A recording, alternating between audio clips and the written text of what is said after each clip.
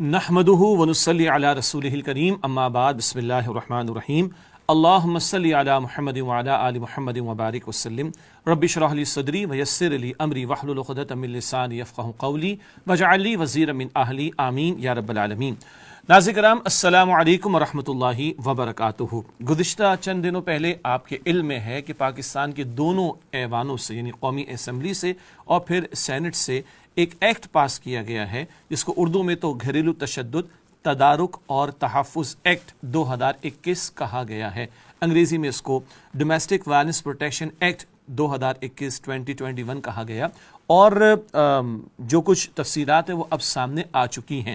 یہ الگ بات ہے کہ ہمارا لیڈنگ رول ادا کرنے والا میڈیا اس نے کچھ زیادہ کلام نہیں کیا، سوشل میڈیا پر یہ بات بہت زیادہ اٹھائی گئی، اور بجٹ کے حوالے سے جب گرمی دکھائی جا رہی تھی ایوان بالا میں بھی اور پارلیمنٹ کے اراکین اپنے اپنے جذبات کا اظہار کر رہے تھے تو بڑی تیزی کے ساتھ اس ایکٹ کو پاس کرایا گیا، اور ہماری 3 بڑی سیاسی جماعتیں پاکستان مسلم لیگ نون بھی، اسی طرح پی ٹی آئی بھی اور پیپلز پارٹی بھی، ان تینوں نے اس کو جو ہے وہ متفقہ طور پر پاس کیا ہے۔ ہاں، جماعت اسلامی کے 1-2 حضرات نے اور جمعیت علماء اسلام کے 1-2 اراکین نے اس پر شور بلند کیا کہ یہ کس طرح کا ایکٹ ہے جو پاس کیا گیا۔ تفصیلات ہمارے سامنے آ چکی ہیں کہ اس کا مسودہ انگریزی زبان میں تھا، اور بتایا کہ بڑی گاڑی قسم کی انگریزی زبان میں۔ لگتا ایسا ہے کہ مغربی معاشرے جہاں وحی کی تعلیم کو پس پشت ڈال دیا گیا ہے، جہاں فیملی سسٹم برباد ہو چکا ہے، خاندانی نظام ختم ہو چکا ہے، آزادی کے نعرے لگا کر معاشرت کو گندگی کا ڈھیر بنا دیا گیا ہے، اسی معاشرے کی اقدار اور ویلیوز کو منعن حاصل کر کے کٹ اینڈ پیسٹ، بلکہ کاپی پیسٹ جسے کہا جاتا ہے، وہ کر کے مسودہ تیار کیا گیا۔ اور ایک بہت بڑی تعداد اراکین پارلیمنٹ کی بہرحال ان کو انگریزی زبان نہیں آتی، تو ان کو پتہ بھی شاید نہ ہوا کہ اس میں کیا لکھا گیا ہے۔ یہ تو تفصیلات بعد میں آئیں، اس مسودے کا اردو ترجمہ بھی کیا گیا، اور پھر سوشل میڈیا پر تفصیلات ہمارے سامنے آئیں تو اللہ اکبر کبیرہ کے ہوش مطلب کیا کہنا چاہیے کہ ٹھکانے آ گئے کہ کیا ہو گیا آخر ہمارے ساتھ، اور کون سی غیر اسلامی تہذیب کو ہمارے مسلم ماحول میں، مسلم معاشرے میں ترغیب دلانے کی بلکہ ترویج دلانے کی اس کو کوشش کی جا رہی ہے۔ میں اس کے چند مندرجات کا ترجمہ جو کیا گیا اس میں سے کچھ نقطے آپ کی خدمت میں پیش کر رہا ہوں، جس سے یہ اندازہ ہو سکے گا کہ کس قسم کی معاشرت کو تھوپنے کی باتیں کی جا رہی ہیں۔ اس مسودے میں جو ایکٹ پاس ہوا اس میں جو چند باتیں شامل ہیں، ان میں یہ بھی لکھا ہے کہ والدین کا اپنے بچوں کی ذاتی زندگی اور آزادی میں حائل ہونا جرم ہوگا، یعنی والدین ماں اور باپ دونوں بچوں کی آزادی میں وہ اگر حائل ہوں گے تو یہ جرم شمار ہوگا۔ لکھا ہے کہ اولاد کے بارے میں کوئی ناگوار بات کرنا، کسی فعل پر شک کا اظہار کرنا بھی جرم ہوگا۔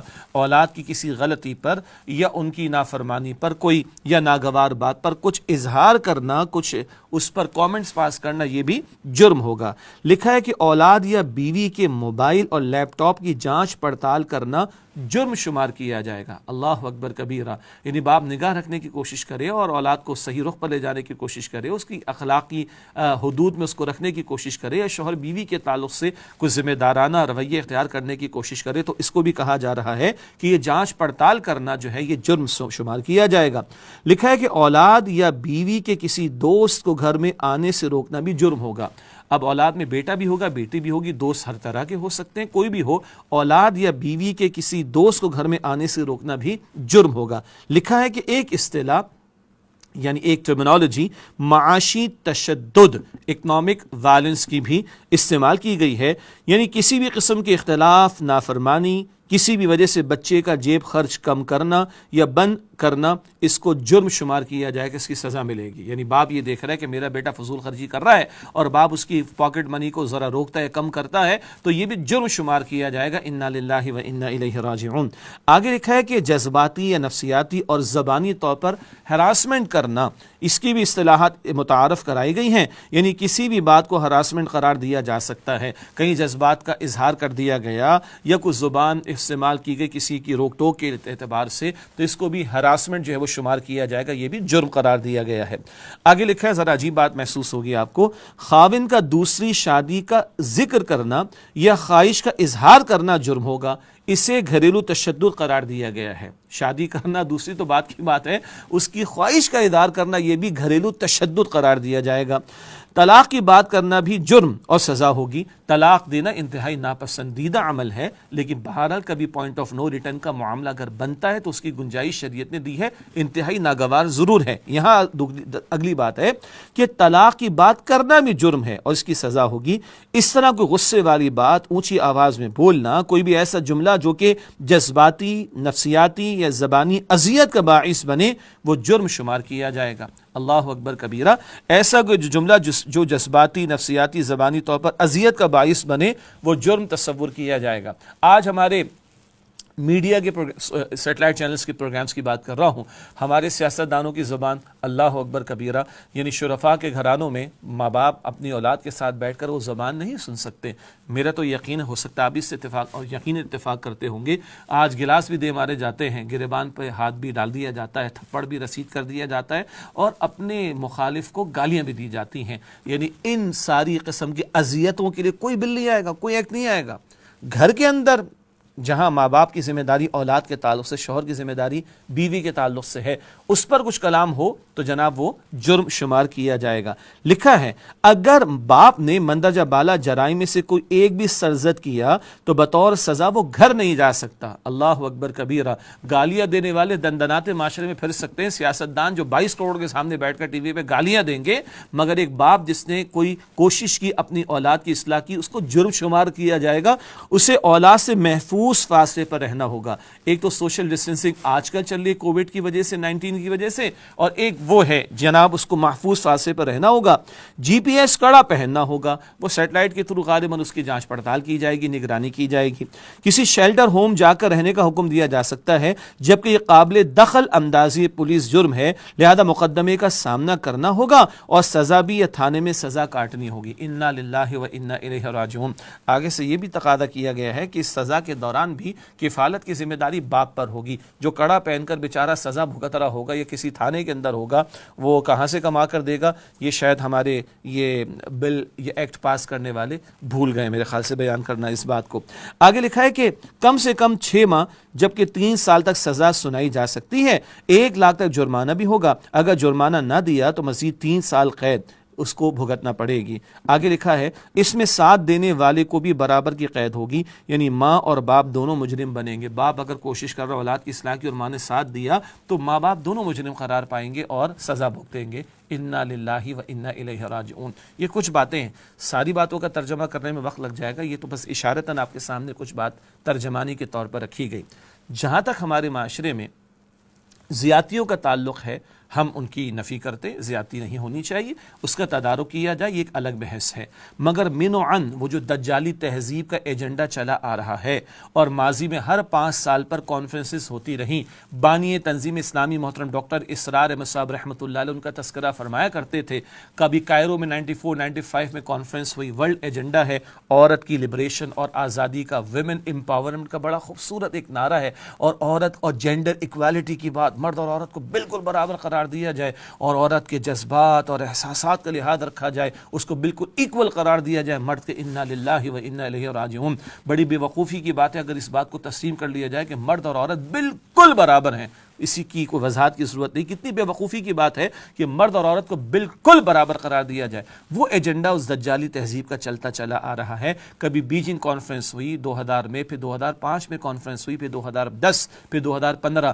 ہر 5 سال کے بعد یہ کانفرنسز کا سلسلہ چلتا رہا، اور جو اقوام متحدہ کے ممبر ممالک جن میں پاکستان بھی شامل ہے، ہم نے سائن آف کر رکھا ہے اس کو، یہ جائزہ لیا جاتا ہے. 15 سال کا جائزہ، پھر 20 سال کا جائزہ. 2020 میں بھی کانفرنس ہونی تھی، مگر کووڈ 19 کی وجہ سے نہ ہو سکی، اور پچھلے 25 سال کا ایک ریویو 95 سے 2020 تک کا وہ باقی تھا کہ بھائی یہ جو عورت کی ہم نے جینڈر ایکویلٹی کی بات کرنی ہے، ویمن امپاورمنٹ کی بات کرنی ہے، عورت کو حق دلوانے کی بات کرنی ہے، یہ انورٹڈ کاما کے اندر، تو اس میں ہم کتنے کامیاب ہوئے. یہ وہ ایجنڈا ہے جو مستقل چل رہا ہے، اور کچھ این جی اوز وہ تو لگتا ہے کہ اس کام پر بڑی جاں فشانی کے ساتھ لگی ہوئی ہیں، اور ایک ایسا مسودہ لگتا ہے کہ غیر مسلم معاشروں سے جہاں وحی کا انکار ہے، یہ من و عن ایگزیکٹلی الفاظ اٹھا کر اس کو ایکٹ کی شکل دے دی گئی، اور بڑی تیزی کے ساتھ ایک بجٹ کی گرما گرمی والی بحث کے دوران میں اس کو پاس کر دیا گیا. بہرحال اس کے بعد پاکستان کے وزیر اعظم عمران خان صاحب نے کہا کہ جناب وہ بابر اعوان صاحب جو ہیں، جو ان کے وہ قانونی امور کو دیکھتے ہیں وہ ریکویسٹ کرے اسپیکر قومی اسمبلی سے جناب اس کو نظریاتی کونسل کو بھجوایا جائے۔ بعض علماء کرام سے ہماری کراچی میں ملاقات ہوئی، انہوں نے یہ بتایا کہ اس طرح کا معاملہ مسودے کے طور پر پہلے بھی اسلامی نظریاتی کونسل کو بھجوایا گیا اور وہاں سے اس پر شدید تحفظات کا اظہار کیا گیا، مگر ایک اور محترمہ جو کہ بہرحال حقوق انسانی کے علم بردار بھی ہیں اور اس وقت حکمرانوں نے ان کو اپنا وزیر بھی بنا رکھا ہے، انہوں نے اس کو یکسر رد کر دیا تھا۔ اب یہ دوبارہ بھیجے جانے کی بات آ رہی ہے۔ ہم یہ گزارش کرنا چاہتے ہیں اراکین پارلیمنٹ سے، بھارت سب مسلمان الحمدللہ، اور ایک اوتھ لے کر آپ پارلیمنٹ میں بیٹھتے ہیں اور نظریہ پاکستان کی حفاظت اور پاسداری کی آپ بات کرتے ہیں، وعدہ کرتے ہیں۔ نظریہ Pakistan is nothing but Islamic ideology, اسلامی نظام، اسلام کا نظریہ، اسلام کی تعلیم، اسلام کا قانون، اس کے تحفظ کے لیے آپ آ کے پارلیمنٹ میں بیٹھے۔ اللہ تعالیٰ آپ کو بھی ہمت اور توفیق عطا فرمائے کہ یہ جو غیر مسلم معاشرت، یہ غیر اسلامی تہذیب ہم پر مسلط کرنے کی کوشش کی جا رہی ہے، آپ اپنا آئینی حق بھی استعمال کریں، آپ عوام کے نمائندے اپنا فرض ادا کریں اور اس میں رکاوٹ ڈالنے کی کوشش کریں۔ اگر اسلامی نظریاتی کونسل تک بات جاتی ہے تو یہ تو پورا مسودہ لگتا ہے اس کو ختم کر دینا چاہیے اور کچھ اور بات آنی چاہیے کہ دین تقاضے کیا کرتا ہے، دین کی رہنمائی کیا ہے، ماں باپ کے بارے میں دین کی تعلیم کا تفصیل کا موقع نہیں، شوہر بیوی کے بارے میں دین کی تعلیم کے حوالے سے کیا تفصیلات ہیں، اولاد کے بارے میں کیا تفصیلات ہیں، گھر کو محفوظ رکھنے کے لیے کیا تفصیلات، نکاح کے پاکیزہ بندھن کے بارے میں کیا تفصیلات، یہ جو پابندیاں لگائی جا رہی ہیں اولاد کے تعلق سے باپ پر، ماں پر، اور اس طرح کی باتیں کہ جناب ذرا انٹروین بھی نہیں کر سکتے، ذرا آپ اصلاح کی کوشش نہیں کر سکتے، کس کا دماغ خراب ہے کہ پھر وہ نکاح کرے گا؟ کون سی تہذیب پروان چڑھانے کی بات؟ وہ 8 مارچ کو نعرے لگتے ہیں نا، نکاح کے بندھن کے خلاف معاذ اللہ، آزادی کے نعرے لگتے ہیں، وہی تہذیب مسلط کرنے کی کوشش کی جا رہی ہے کہ جہاں نکاح کا انکار ہو، خاندانی نظام کو تباہ و برباد کر دیا جائے، اور وہ غیر مسلم معاشرے جو گندگی کا ڈھیر بن چکے ہیں، جہاں بوڑھے ہیں، نوجوان نے کیونکہ نکاح کا بندھن توڑ دیا گیا ہے، خاندانی نظام برباد ہو چکا، کس قدر غیر فطری وہ زندگی ہوتی ہے۔ ہم اراکین پارلیمنٹ سے بھی گزارش کرتے ہیں، وزیر اعظم صاحب سے بھی گزارش کرتے ہیں، آپ نے بڑا پیارا بیان دیا تھا، ہم نے اپریشیٹ کیا تھا کہ لباس کے حوالے سے احتیاط ہونی چاہیے، اور انسان ہیں ہم لوگ روبوٹ نہیں ہیں، اور ہم آگے سے کہتے ہیں ہم اسٹونز نہیں ہیں، پتھر نہیں کہ جن میں جذبات اور احساسات نہیں ہوا کرتے۔ بڑا اچھا بیان تھا آپ کا لباس کی پابندی کے حوالے سے، ہم نے اس کی تحسین کی، اور ہم بھی کہتے ہیں خاتون اول جو عمران خان صاحب کی اہلیہ ہیں، جو ان کا ڈریس کوڈ جس میں پبلک میں آتی ہیں، اسی کو پروموٹ کرنا چاہیے اس پاکستان میں۔ لیکن عجیب بات ہے کہ آپ کی ناک کے نیچے جی پارلیمنٹ کے اندر یہ کام ہو رہا ہے، اور اس طرح کے ایکٹس جو ہیں پاس کیے جا رہے ہیں، اور بڑی تیزی کے ساتھ، بڑی خاموشی کے ساتھ پاس کیے جا رہے ہیں۔ بہرحال بہت غور کرنے کی بات ہے۔ تو وزیر اعظم صاحب سے بھی ہم گزارش کرتے ہیں، سب سے آخر میں یہ آرڈیننس بننے جاتا ہے سگنیچر کے لیے صدر مملکت کے پاس، وہ بھی بہرحال معاشرت والے ہیں، خاندان والے ہیں، اقدار والے ہیں ماشاءاللہ الحمدللہ۔ ہم تو گزارش کریں گے کہ وہ بھی اپنا فرض اس میں ادا کرنے کی کوشش کریں۔ تو صدر پاکستان ہو، وزیر اعظم پاکستان ہو، اراکین پارلیمنٹ ہو، ان سے تو ہم تقاضا کرتے ہیں کہ بھائی اس ایکٹ کو تو بالکل ختم کیا جائے، اور اسلام جو تعلیمات عطا کرتا ہے اس کی تعلیم اور تربیت اور ترویج کی بات کی جائے، اور جہاں ظلم و تشدد ہوتا ہے اس کی روک تھام کے حق میں ہم بھی ہیں۔ لیکن یہ جو تعلیمات جو ہمارے دین نے عطا فرمائی، اس کے بالکل برعکس ایسا ایکٹ پاس کیا جائے جس سے نکاح کا رشتہ ختم ہو، خاندان کا ادارہ ختم ہو، تو پھر بربادی ہی بربادی ہوگی۔ اللہ کے پیغمبر علیہ السلام فرماتے جب تمہیں حیا نہ رہے تو تم جو چاہو سو کرو، اور آپ نے فرمایا کہ حیا اور ایمان دونوں ساتھی، اگر ایک چلا جائے تو دوسرا بھی چلا جاتا ہے۔ ہم دینی جماعتوں سے بھی گزارش کریں گے، ائمہ کرام سے بھی، کہ بھرپور آواز بلند کی جائے، اور عوام سے بھی۔ کبھی سود کا نظام ہمارے یہاں چلایا جاتا ہے اور اس پہ کوئی روک نہیں لگائی جاتی، بے حیائی کا طوفان اس کو برپا کیا جاتا ہے، اور اب اس طرح کے ایکٹس بھی آ رہے ہیں، تو عوام کو بھی کھڑا ہونا چاہیے شریعت کے نفاذ کا مطالبہ لے کر، کہ تحریک کے ذریعے ہم نے کبھی پاکستان بنایا، یہ پاکستان اسلام کے نام پر بنا، یہاں اسلامی نظام آئے گا تبھی ہماری خیر ہوگی۔ اس اسلامی نظام کے قیام کے لیے بھی تحریک برپا کرنا، جد و جہد کرنا، یہ ہمارا فرض بنتا ہے۔ اللہ تعالی ہم سب کو ہدایت پر رکھے، ہمارے دلوں کو ٹیڑھا ہونے سے بچائے، ہماری حیا اور ایمان کی حفاظت فرمائے، اور اللہ ایسی معاشرت جو اسلامی اصولوں اور اسلامی تعلیمات پر مبنی ہو، اس کے قیام کی توفیق ہمیں عطا فرمائے، اور نفس کی شرارتوں سے، شیطان کے حملوں سے، اور دجال کے فتنوں سے اللہ تعالی ہم سب کی حفاظت فرمائے۔ آمین یا رب العالمین، وآخر دعوانا ان الحمد للہ رب العالمین، والسلام علیکم ورحمۃ اللہ وبرکاتہ۔